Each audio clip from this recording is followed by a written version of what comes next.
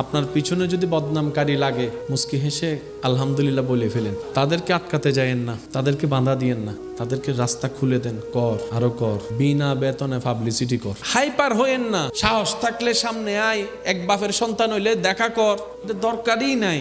আল্লাহ আপনাকে বিনা যুদ্ধে জয় করতে চাচ্ছেন, আপনি কেন যুদ্ধ করে খামাকা শরীরে শক্তি নষ্ট করবেন? দরকার কি? ছেড়ে দেন না তাকে আপন হালতে। সে বদনাম করবে, আপনার গুনাহ নিবে। সে বদনাম করবে, নিজের সওয়াব আপনাকে দিবে। সে বদনাম করবে, আপনার প্রচার করবে। সে বদনাম করবে, আপনার নামটা যে জানে না তাকেও শোনাই দিবে। তো সে যখন বিনা বেতনে এমন কাজ করতে চাচ্ছে স্বইচ্ছায়, আবার অন্যদিকে ওয়াইলুল্লি কুল্লি হুমাজাতিল লুমাজা তার উপর অর্পিত হবে, আপনার টেনশন কি?